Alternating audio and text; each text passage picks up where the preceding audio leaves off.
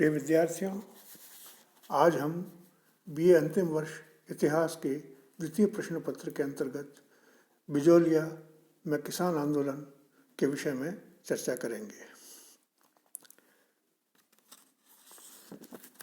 यह आंदोलन कृषक असंतोष की भूमिका प्रकट करता था। मेवाड़ में कृषक असंतोष बिजोलिया आंदोलन के रूप में प्रकट हुआ था। बिजोलिया की जागीर लगभग 1000 वर्ग मील क्षेत्र में फैली हुई थी। यहाँ का पंवार कुल जागीरदार मेवाड़ के प्रथम श्रेणी के सरदारों में से एक था। यहाँ के अधिकांश किसान धाकड़ जाति के थे और वे लोग सदियों से बूंदी, कोटा और ग्वालियर क्षेत्रों से आकर यहाँ आबाद हो गए थे। इन लोगों ने अपनी जातीय पंचायतों के माध्यम से अपनी एकता और पृथक अस्तित्व बनाए रखा था। इसीलिए अन्याय के संगठित होकर ये अपनी आवाज़ बुलंद कर पाए। 1894 ईस्वी में बिजोलिया के जागीरदार गोविंददास की मृत्यु के बाद किशन सिंह नया जागीरदार बना। जो गोविंददास के समय किसानों को जागीरदार के कोई विशेष शिकायत नहीं थी, परंतु किशन सिंह ने जागीरदार बनते ही किसानों से उपज का आधा भाग अनेक प्रकार की लागतें वसूल करने का आदेश दिया।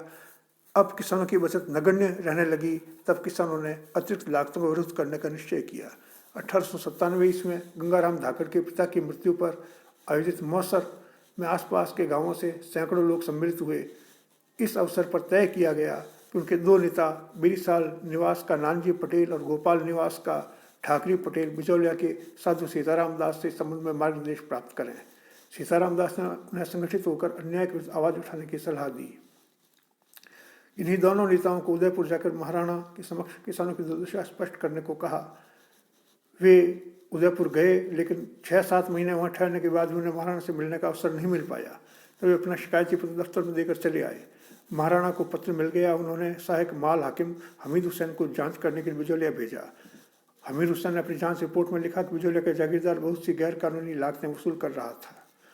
महाराणा ने जागीरदार को चेतावनी दी और 1-2 लागतों को बंद करने का आदेश देकर मामला समाप्त कर दिया। उधर जागीरदार ने भी किसानों में फूट डालकर उसे असंतोष को दबाने की दृष्टि से कुछ समय चुप रहना ही उचित समझा।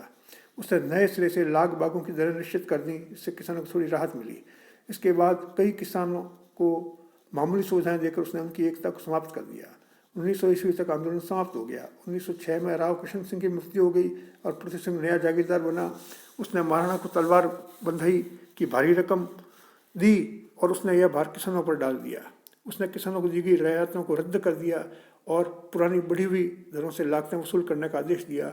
इसके अलावा उसने तलवार लाग के नाम से नई दर भी लागू कर दी। तब 1913 में साधु सीताराम दास, पचाकरण चारण और ब्रह्मदेव के नेतृत्व में किसानों ने पुनः आंदोलन छेड़ दिया और अभूतपूर्व कदम उठाते हुए 1 वर्ष तक खेती न करने का निर्णय लिया। किसान अन्य स्थानों पर जाकर काम करने लगे। बिजोलिया क्षेत्र में अकाल की स्थिति उत्पन्न होने से जागीरदार को भी आर्थिक हानि उठानी पड़ी। उसने दमनकारी नीति का सहारा लेते हुए बहुत से किसान कार्यकर्ताओं को जेल में डाल दिया। इसी बीच 1914 में पृथ्वी सिंह की मृत्यु हो गई और उसका पुत्र एवं उत्तराधिकारी केसरी सिंह अल्पवयस्क था। अतः जागीर का शासन कोर्ट ऑफ वार्ड्स मेवाड़ सरकार ने संभाल लिया। अल्पवयस्क जागीरदार की मां ने किसानों की मांगें स्वीकार कर ली। महाराणा ने भी मान्यता दे दी, परंतु जागीर के कर्मचारियों ने किसानों को कोई सुविधा प्रदान नहीं की और पुरानी दरों से ही लागतें वसूल करते रहे, बिगाड़ लेते रहे।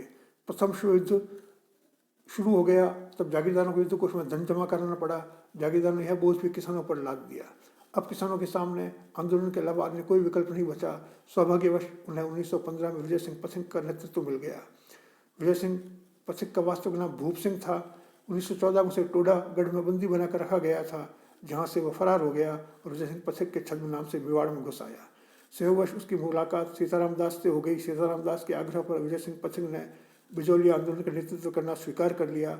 माणिकलाल वर्मा, साधु सीताराम दास, भंवरलाल सुनार, प्रेमचंद भील के सहयोग से पथिक ने किसानों को पंचायत के माध्यम से संगठित किया और उन्हें युद्ध कोष में धन देने से मना कर दिया। किसानों ने महाराणा तथा जागीरदार को प्रार्थना पत्र भिजवाए। प्रत्युत्तर में महाराणा ने किसान नेताओं को गिरफ्तार करने आंदोलन को कुचलने का आदेश दिया। पथिक जी भूमिगत हो गए और वीरान स्थान से आंदोलन का नेतृत्व करने लगे। वीर सिंह पथिक ने कानपुर से प्रकाशित होने वाले समाचार पत्र प्रताप के माध्यम से बिजोलिया के किसान आंदोलन को समूचे देश में चर्चा का विषय बना दिया। जागीरदारी दमन चक्र ने जोर पकड़ लिया। माणिकलाल वर्मा, साधु सीताराम दास आदि नेताओं को बंदी बना लिया गया। उनके साथ मारपीट की गई, स्त्रियों के साथ बुरा व्यवहार किया गया, किसानों पर अत्याचार किए गए। लेकिन किसानों ने सब कुछ सहने के बाद भी आंदोलन को जारी रखने का निश्चय कर रखा था। अतः महाराणा ने समाचार पत्रों में दमनकारी उपायों की निरंतर निंदा होने से विवश होकर अप्रैल 1919 में एक जांच आयोग नियुक्त किया। किसानों की मांग के अनुसार उनके नेताओं को रिहा कर दिया गया। आयोग ने जांच पड़ताल के बाद पाया किसानों का आंदोलन उचित है। उसने कुछ लाखों तथा बेघर समाप्त करने की सिफारिश की, परंतु महाराणा ने आयोग के अनुशंसा पर कोई ध्यान नहीं दिया। इस आंदोलन में दमन चक्र चलता रहा। इसी बीच ठिकाने ने पीवल भूमि और के लगान में अधिक वृद्धि कर दी। पथिक ने किसानों को केवल 12 भूमि पर खेती करने और पीवल भूमि को पड़त रखने की सलाह दी। उत्तर में ठिकाने ने कई शर्त लगा दी कि जो भी किसान 12 भूमि को जोतेगा उसे पीवल भूमि का भी लगान देना पड़ेगा, चाहे वह पीवल भूमि को पड़त रखे चाहे जोते। इस पर पथिक ने पुनः समाचार पत्रों के माध्यम से बिजौलिया के किसानों की दुर्दशा को भारत में विख्यात करा दिया। धीरे धीरे बिजौलिया आंदोलन का प्रभाव मेवाड़ के अन्य जागीरों और सीमावर्ती राज्यों के किसानों पर पड़ने लगा। ऐसी स्थिति में राजस्थान के एजीजी हॉलैंड और मेवाड़ में स्थित ब्रिटिश रेजिडेंट विल्किंस बिजौलिया पहुंचे ताकि आंदोलन का कोई समाधान निकाला जा सके। बिजौलिया जागीरदार के प्रतिनिधियों और किसानों की ओर से राजस्थान सेवा संघ के प्रतिनिधियों ने मेवाड़ सरकार के प्रतिनिधियों के साथ वार्ता में भाग लिया। अंत में फरवरी 1922 में समझौता हो गया और समझौते के अनुसार अनेक मांगें स्वीकार कर ली गईं। बिगाड़ प्रथा को समाप्त कर दिया गया, लगान की मांग भी कम कर दी गई। इस प्रकार 1922 में आंदोलन समाप्त हुआ। असम आंदोलन के समाप्त होते ही एजीजी किसानों के साथ हुए समझौते के प्रति उदासीन हो गया और बिजौलिया के जागीरदार ने समझौते का उल्लंघन करते हुए किसानों पर पुनः नई लानतें लगा दी। 1923-26 का समय किसानों ने बड़ी तकलीफ में गुजारा। 1926 में अंग्रेज अधिकारी ट्रेंच ने भूमि बंदोबस्त प्रस्तावित किया। इसमें पीवल क्षेत्रों के लिए लगान की दर को थोड़ा कम कर दिया।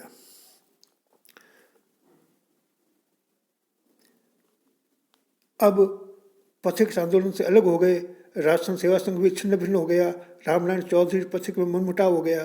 तब सेठ जमनालाल बजाज ने किसानों का नेतृत्व संभाला और 1929 से हरिभाऊ उपाध्याय ने नेतृत्व संभाल लिया। 21 अप्रैल 1931 को लगभग 400 किसानों ने अपनी समर्पित भूमि पर हल चलाना शुरू कर दिया।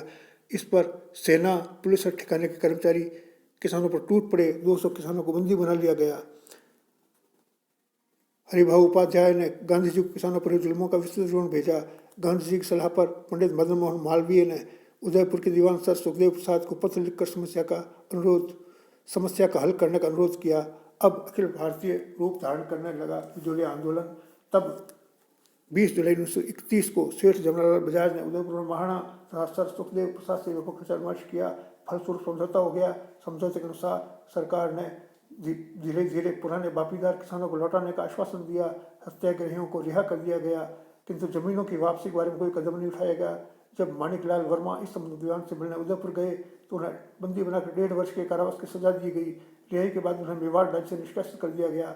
अप्रैल 1938 में मेवाड़ प्रजामंडल का गठन हुआ, जिसे सरकार ने अवैध घोषित कर दिया।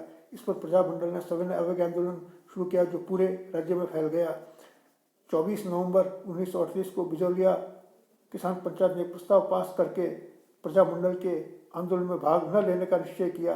उन्होंने कहा कि उनकी जमीनें वापस कर दी जाएं तो भविष्य में किसी भी आंदोलन पर भाग नहीं लेंगे। किसान पंचायत के प्रस्तावों का सरकार पर अच्छा प्रभाव पड़ा।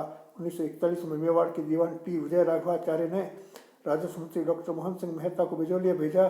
जिन्होंने किसान और अन्य नेताओं से बातचीत कर किसानों के समाधान करवाया। किसानों की अनेक जमीनें वापस दे दी गई। इस प्रकार यह आंदोलन समाप्त हो गया। बिजौलिया के किसानों ने कष्ट और अत्याचार सहन करने की अद्भुत क्षमता का प्रदर्शन कर राजस्थान के लोगों में एक नई राजनीतिक चेतना जागृत कर राष्ट्रीय भावना के विकास में महत्वपूर्ण योगदान दिया।